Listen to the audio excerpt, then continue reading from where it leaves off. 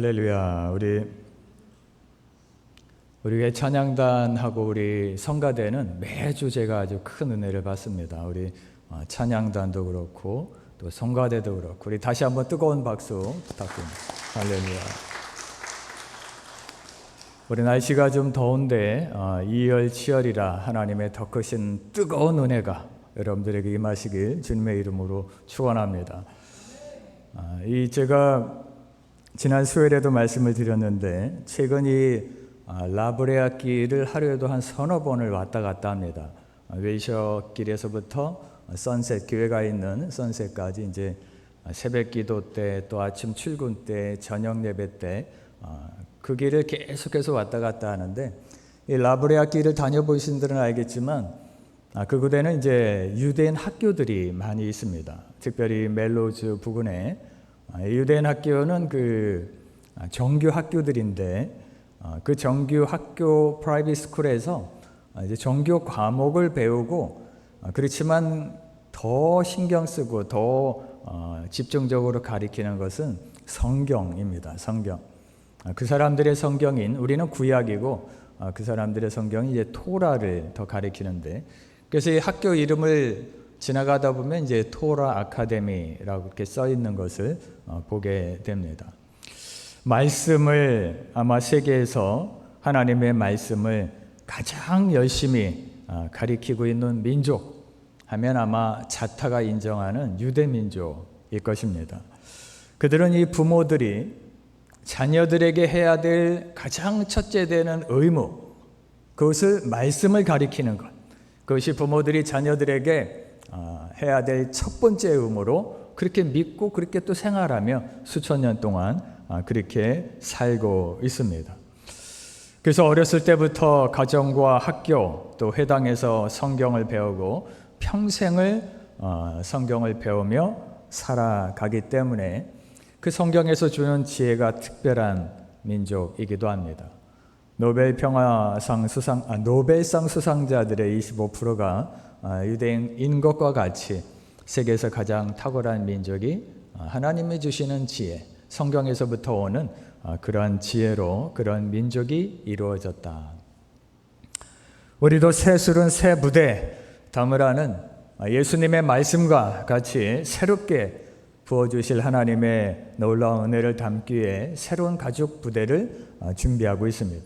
지난 며칠 동안 믿음의 가족 부대, 사랑의 가족 부대, 그리고 또 비전의 가족 부대들을 준비해야 됩니다. 그러나 가장 중요한 것, 그것은 바로 새로운 공동체를 이뤄나가고 새로운 심령이 되기 위해서 가장 중요한 것은 바로 하나님의 말씀, 하나님의 말씀이 바로 가장 중요한 것입니다.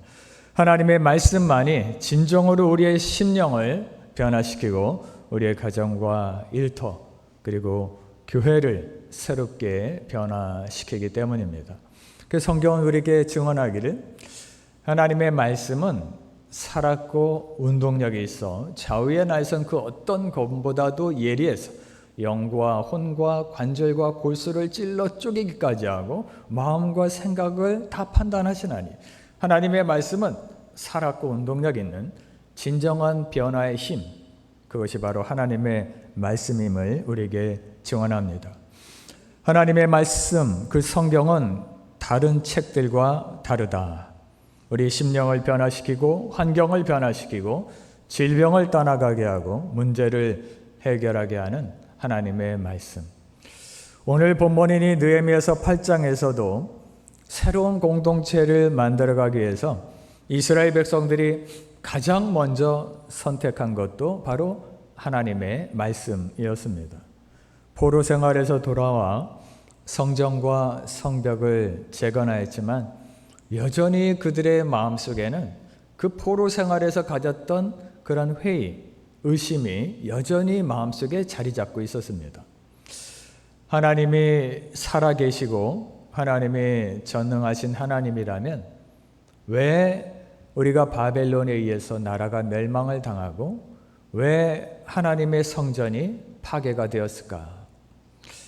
정말 우리가 믿는 하나님은 그렇게 전능하신 하나님, 살아계신 하나님일까? 그런 의심과 회의가 마음 한구석에는 자리 잡고 있었습니다.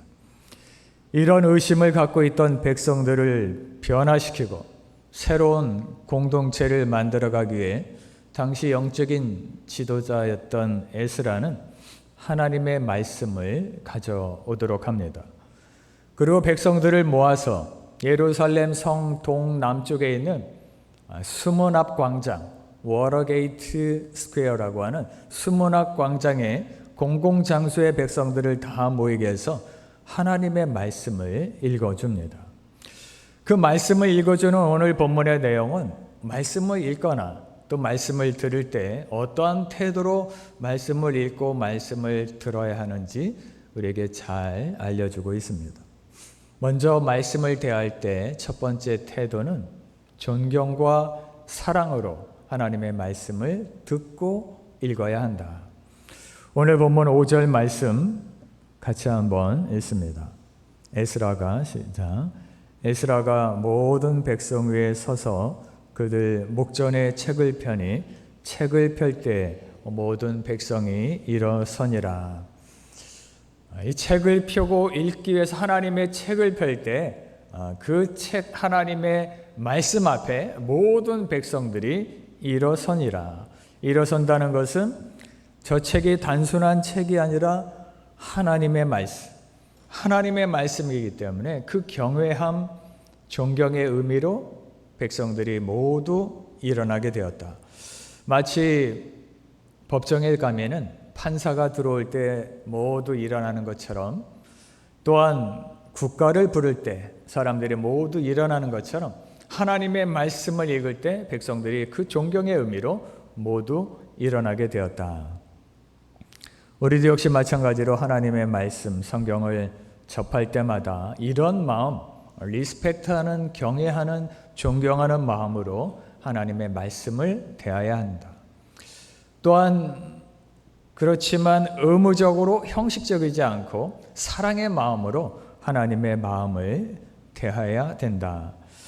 이 하나님께서는 이 하나님의 말씀인 성경은 하나님께서 우리에게 주시는 일종의 연애 편지, love letter이기 때문입니다. 사랑을 하시는데 독생자를 주시기까지 사랑하시는 그런 하나님의 사랑이 담겨져 있는 책. 그러므로 우리도 그런 사랑의 마음으로 마치 내가 받은 연애 편지를 읽듯이 그런 사랑의 마음으로 성경을 읽거나 들어야 된다. 이것이 우리가 하나님의 말씀을 접할 때 받는 첫 번째 취해야 될 태도입니다. 그리고 또 하나의 태도는 이제 믿음이죠. 믿음. 하나님의 말씀을 듣거나 읽을 때 우리가 믿음으로 받아야 된다. 우리 6절 말씀 같이 한번 읽습니다. 시작. 에스라가 위대하신 하나님 여호와를 송축하며 모든 몸을 굽혀 얼굴을 땅에 대고 여호와께 경배하니라.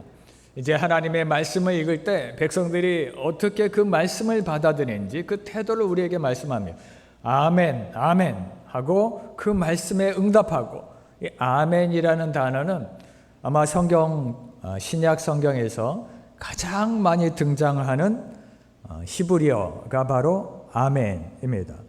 또 기독교에서 가장 많이 쓰고 있는 히브리어이기도 합니다. 아멘. 이 아멘의 뜻은 진실로 그렇습니다, 확실합니다 라는 믿음의 표현이 바로 아멘입니다. 이 성경을 접할 때 우리가 이 아멘으로 반응하고 또 아멘으로 대답하면서 성경을 받아들여야 된다.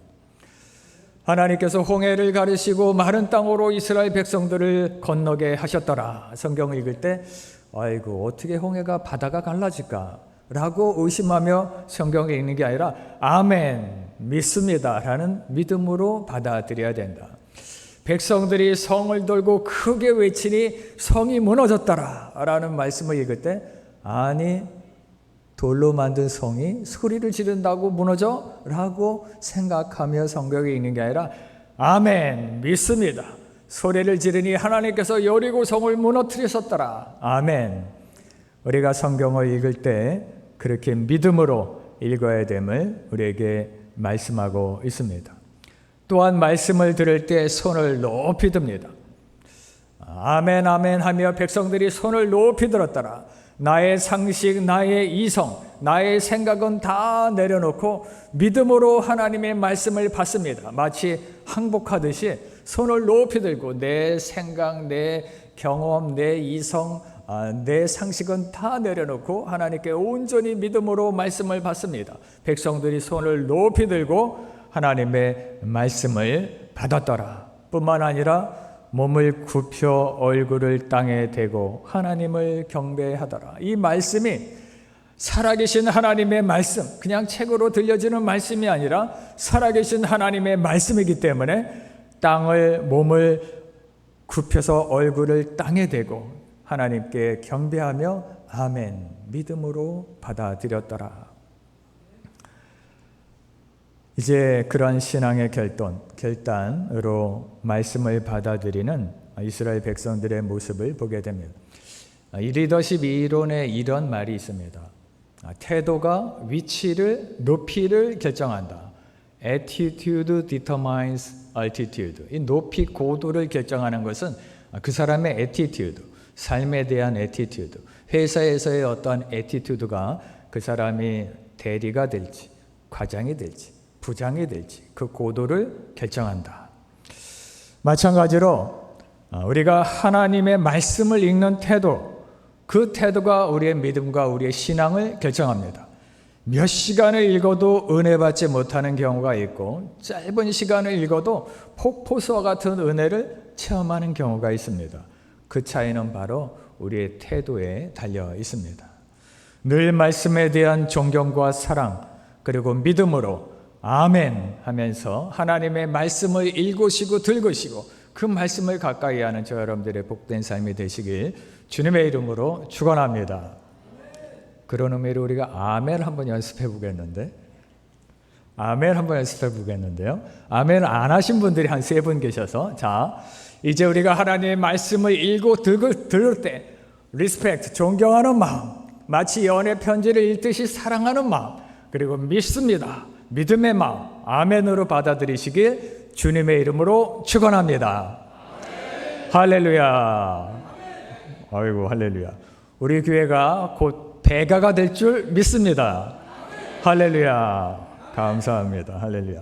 자, 이런 태도로 말씀을 읽으면 성령님께서 도우셔서 깨달음을 주십니다. 오늘 본문 느헤미야 8장을 보면은 그래서 이 깨달음, 히브리 말로 빈이라는 단어가 무려 6번이 넘게 등장합니다. 깨달음. 7절에도 여호수아와 레위 사람들은 백성이 제자리에 서 있는 동안 그들에게 율법을 깨닫게 하였는데 그 다음 절 8절에도 하나님의 율법책을 낭독하고 그 뜻을 해석하여 백성에게 그 낭독하는 것을 다 깨닫게 하였더라. 이 성령님의 도우심으로 그런 애티튜드를 갖고 말씀을 들었더니 깨닫게 하시는 은혜를 주셨더라. 근데 이 말씀을 깨닫게 하면은 놀라운 변화가 일어납니다. 말씀을 깨닫는 그 심령이 어느 곳에 있든지 그 말씀을 깨닫는 심령 위에 하나님이 놀라운 은혜를 부어주시는데 먼저 첫 번째, 말씀이 깨닫는 심령 위에 일어나는 첫 번째 변화, 그건 이제 힘, strength, power, ability, 능력, 힘, 다시 일어날 수 있는 힘입니다. 오늘 본문 10절 말씀 같이 한번 읽습니다. 느헤미야가 또 그들에게 이르기를 너희는 가서 살찐 것을 먹고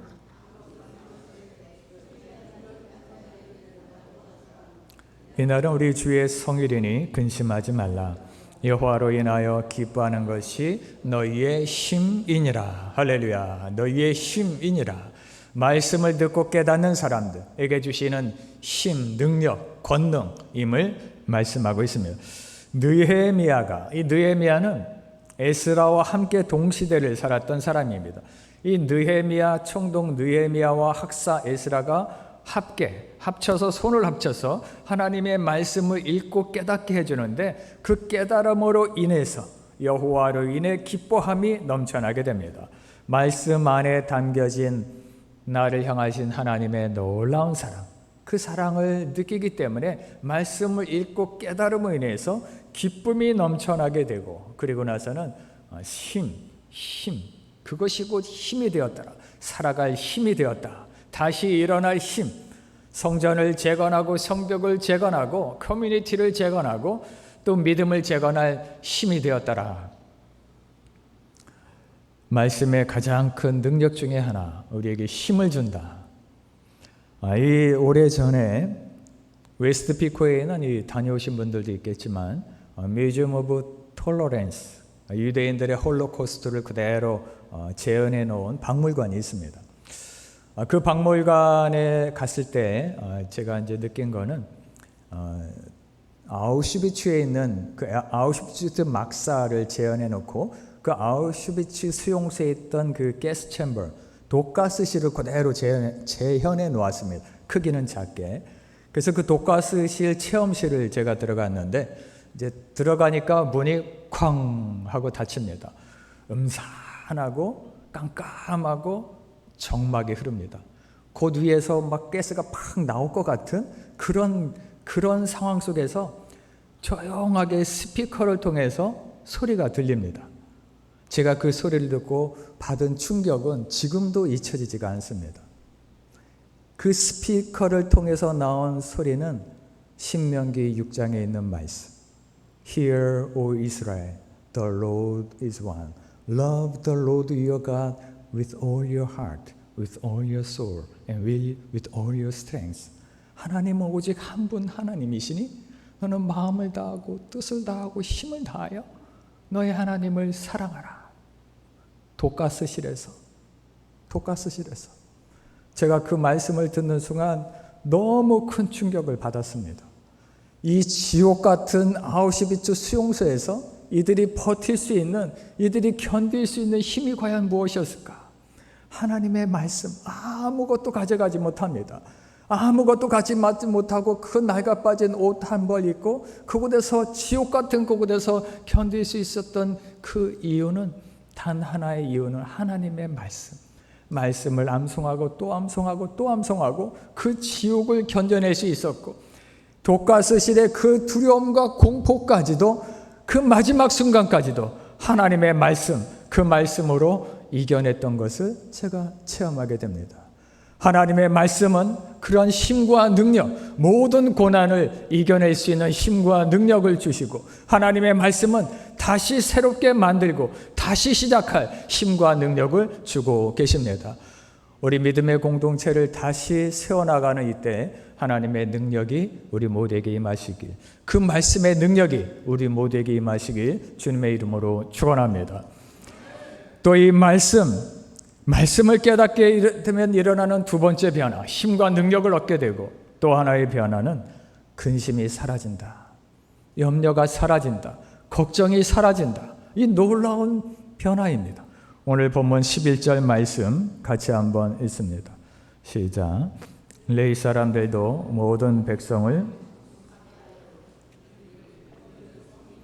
마땅히 조용하고 근심하지 말라 하라. 근심하지 말라. 에스라와 느헤미야뿐만 아니라 레위 지파 사람들도 백성들을 그 하나님의 말씀을 가르치고 깨닫게 합니다. 그리고 근심하지 말라. 근심이라는 히브리 말은 아차부라는 히브리어를 사용합니다. 이것은 뭔가 나무나 돌에 새기다, 칼로 새기고 상처를 주다. 아차부, 히브리 말로 근심의 뜻입니다. 그러면 이 근심, 걱정, 염려는 우리 마음에 무엇인가 칼로 새기듯이 상처를 주고 일상 속에 상처를 준다라는 말의 의미를 담고 있습니다. 그러나 하나님의 말씀을 깨달으면은 그 상처가 치유가 되고, 상처가 없는, 근심이 없는 참된 평강을 누리며 살아갈 수 있게 됩니다. 하나님의 말씀이 주는 변화.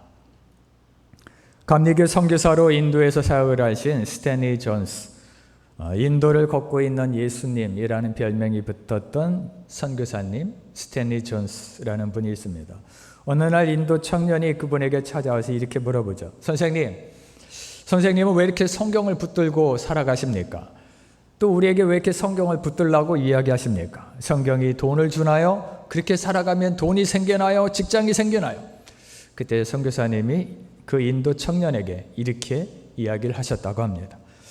이 성경을 붙들고 살면 한 가지 분명한 약속을 할 수 있네. 만일 자네가 하나님의 말씀을 붙들고 살아간다면 그때부터 하나님의 말씀이 자네를 붙들어 줄 것일세. 자네를 붙들어 주고 그 길로 인도해 줄 것일세. 우리가 말씀을 붙들고 살기로 결단한다면 그때부터 하나님의 말씀이 우리를 붙드는 새로운 인생이 시작이 될 것입니다. 그러면 걱정, 근심, 염려가 사라지는 참된 평강을 누리며 살아갈 수 있게 됩니다. 하나님의 말씀을 사모하고 그 말씀을 붙들고 살아가면서 말씀에 붙들림 받은 참된 평강을 누리는 삶을 살아가시길 주님의 이름으로 축원합니다. 마지막으로 말씀을 깨닫게 되면 일어나는 세 번째 변화, 그것은 바로 기쁨입니다. 기쁨으로 충만한 삶. 오늘 본문 12절 말씀 같이 한번 읽습니다. 시작. 모든 백성이 곧 가서 먹고 마시며 나누어 주고 크게 즐거워하니 이는 그들이 그 읽어 들려준 말을 밝히 알미니라. 크게 즐거워하니. 이 이스라엘 백성들이 하나님의 말씀을 깨닫게 되고 그때부터 크게 즐거워하더라. 즐거워하다의 히브리 말은 두 단어의 합성어인데 생산하다의 아싸, 기쁨이라는 말의 스마, 그래서 아싸 스마가 크게 기뻐하다. 이제 어떤 물건을 만들어내듯이 기쁨을 생산한다라는 의미가 히브리 말의 즐거워하다에는 담겨져 있습니다. 그러므로 하나님의 말씀을 가까이 하고 그 말씀을 깨닫게 되면 기쁨과 즐거움을 계속 생산해내는 항상 기뻐하는 삶. 데살로니가전서에서 말씀하시는 그렇게 항상 기뻐하는 기쁨과 즐거움을 생산해내는 그러한 삶을 살 수 있게 됩니다. 그런 기쁨을 누리며 살았던 한 사람을 소개하고 마칠까 합니다. 프랑스의 철학자 겸 신학자인 파스칼. 그는 큰 마차 사고를 통해서 네 마리의 마차가 말이 끄는 그 마차가 질주하는 그 곳에서 사고를 당해서 목숨을 잃을 뻔한 큰 사고를 당합니다. 그리고 그 고통 가운데 있는 그러한 육신 가운데서도 겨우 목숨은 건졌지만 그 고통 속에서 살아감에도 불구하고 역시 생명이 있어서 하나님께 쓰임받을 수 있다는 그 감사, 감격 속에서도 살아갔습니다. 그가 쓴 우리가 잘 아는 팡세에는 그 감격을 이렇게 기록하고 있습니다. 이 세상은 잊혀지네. 하나님을 제외한 모든 것이 그분은 오직 복음서에서 가르치는 길로만 발견될 뿐.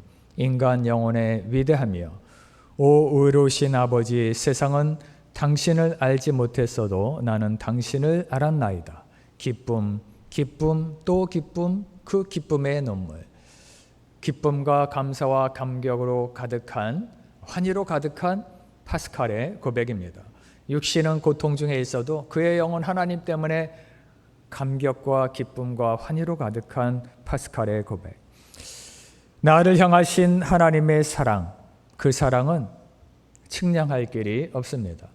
독생자를 주시기까지 하시는 사랑이라고 우리가 입으로는 이야기하지만 그 사랑을 체험할 길이 없습니다. 그만큼 크고 놀라운 사랑. 하나님의 말씀을 가까이 하면 그 사랑을 깨닫게 되고 그리고 세상에 줄 수 없는 참된 기쁨을 누리며 살아갈 수 있게 됩니다. 8월 26일 수요일부터 우리 들어오시면서 배너를 보셨을 텐데 트리니티 성경 공부 1학기가 시작이 됩니다. 10주 과정의 1학기. 또 자녀들을 위한 쉐마 성경 공부가 진행될 예정입니다. 그리고 내년 달력은 전교인 성경 일독 달력이 제작될 예정입니다. 말씀, 하나님의 말씀이 우리를 변화시킵니다. 우리의 심령, 우리의 가정, 우리의 일터, 우리의 교회, 하나님의 말씀이 이 모든 것들을 변화시킵니다. 말씀을 사모함으로 그러한 변화의 능력을 체험하며 살아가시길 주님의 이름으로 축원합니다.